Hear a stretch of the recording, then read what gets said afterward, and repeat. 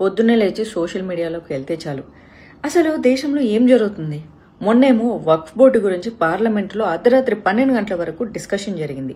ఇటు చూస్తే హైదరాబాద్ సెంట్రల్ యూనివర్సిటీలో 100 ఎకరాలు ఫటాఫటా నరికేసేసి అక్కడున్న జీవులకి ఇల్లు లేకుండా చేశారు. ఇటు ఏమో ఐపీఎల్ జరుగుతుంది. అవన్నీ వదిలేసేసి జనాలు పచ్చల పాపల మీద పడ్డారు.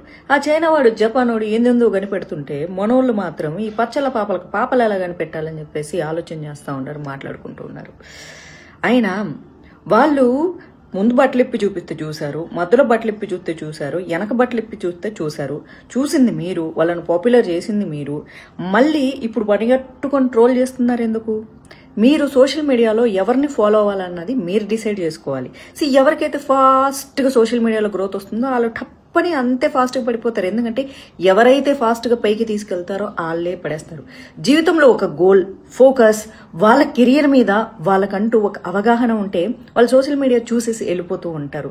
కామెంట్ల సెక్షన్లోకి వచ్చి నువ్వు అలా చేసావు, వీడియోలా చేశాడంటే ఎవరు కామెంట్లు పెట్టరు. సోషల్ మీడియా టైప్స్ కొన్ని ఉంటారు. అవసరమైన సందర్భానికి వాళ్ళు రియాక్ట్ అవుతూ ఉంటారు. ఒక ఆడపిల్ల మానభంగం జరిగితే దానికి జస్టిస్ కావాలని అడిగే వాళ్ళు ఉంటారు.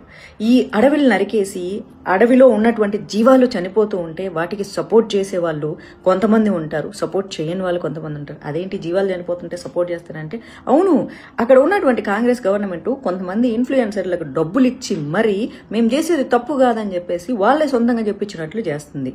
అలాగే డబ్బులు మేము తీసుకోము, జీవాలే మాకు ఇంపార్టెంట్ అన్నటువంటి ఇన్ఫ్లుయెన్సర్స్ కూడా చాలా మంది ఉన్నారు. అలాగే స్టూడెంట్స్ రెస్పాండ్ అవుతున్నారు, ప్రజలు రెస్పాండ్ అవుతున్నారు. వక్ఫ్ బిల్లుకు సపోర్ట్ చేస్తూ భారతదేశంలో ల్యాండ్లు కాపాడుకోవాలనే వాళ్ళు ఉన్నారు.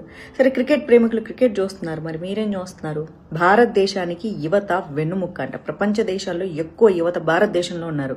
కానీ మన యువత దానికి పిల్లల్ని కనిపెడదాం, దీనికి పిల్లల్ని కనిపెడదామని ఓ 10 మందిని లెక్క పెట్టుకొని 10 మందిని కన్నాం అనుకుంటున్నారు. కానీ వాళ్ళని కన్నాక ఎట్లా పెంచి పోషించాలన్న భవిష్యత్ ప్రణాళికలు మాత్రం లేవు. మీరే ఆడపిల్లలు గుడ్డలిప్పితే వాళ్ళ స్వేచ్ఛని దుర్వినియోగం చేసుకుంటుంటే మీరే చూస్తారు, మీరే తిడతారు, మీరే లైకులు చేస్తారు, మీరే ఫాలోవర్స్ కొడతారు, మీరే వాళ్ళని పైకి తీసుకెళ్లి వాళ్ళని సొసైటీలో ఇన్ఫ్లుయెన్సర్స్గా నిలబెడతారు. అండ్ అలా ఫాలో అయ్యే వాళ్ళకి బేసిక్ నాలెడ్జ్ కూడా ఉండదు. అసలు ఆ అమ్మాయి ఏంటి, ఆ అమ్మాయి గురించి ఏంటి అని. ఐఎమ్ నాట్ టాకింగ్ అబౌట్ ఎలాంటి బట్టలు వేసుకుంటే వాళ్ళ క్యారెక్టర్, మోడర్న్ డ్రెస్ వేసుకుంటే బ్యాడ్ క్యారెక్టర్, చీర కట్టుకుంటే పవిత్రమైన క్యారెక్టర్ నేను అస్సలు చెప్పను. చాలా మంది చీర కట్టుకునే వాళ్ళలో దరిద్రమైన క్యారెక్టర్లు ఉంటారు. ఎస్, కొంపలు కూల్చే వాళ్ళు ఉంటారు. చిరిపోయిన జీన్స్ వేసుకునే అమ్మాయి పక్కన వాళ్లకు కనీసం హాని కూడా చేయని అమ్మాయి ఉంటుంది.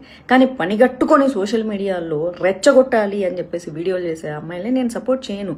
ఆడపిల్లలకి స్వేచ్ఛ అవసరము, కానీ ఆ స్వేచ్ఛ దుర్వినియోగం చేసుకోకూడదు. అలాంటి అమ్మాయిలు చూసి కంట్రోల్ చేసుకుంటున్న ప్రతి అబ్బాయికి నేను మనస్ఫూర్తిగా ధన్యవాదాలు తెలియజేస్తున్నాను. మీరు ఎప్పుడు అలాగే బుద్ధిగా ఉన్నానని కూడా చెప్తున్నాను. ఎస్, ఎక్కడో ఒక అమ్మాయి గుడ్డలిప్పి రెచ్చగొట్టి నాలుకలు బయటపెట్టి ఒళ్ళంతా బయటపెట్టి వీడియోలు చేస్తూ ఉంటే ఇంకెక్కడో అమ్మాయికి జరుగుతున్నాయి. ఆ రీల్స్ చూసి వచ్చి ఇక్కడ చేస్తున్నారు. కాబట్టి ఇలాంటి వాళ్ళు అందరూ ఒళ్ళు దగ్గర పెట్టుకొని ఉండాలి. కాబట్టి ఈ పచ్చల పాపల సంగతి వదిలేసేసేయండి, ఓకేనా? మీరు పచ్చల పాపలతో పాపలలా కనాలి కాకుండా మీ భవిష్యత్తు ఎలా ఉండాలో కలలు కనండి, కలలు నెరవేర్చుకోండి. Thank you so much.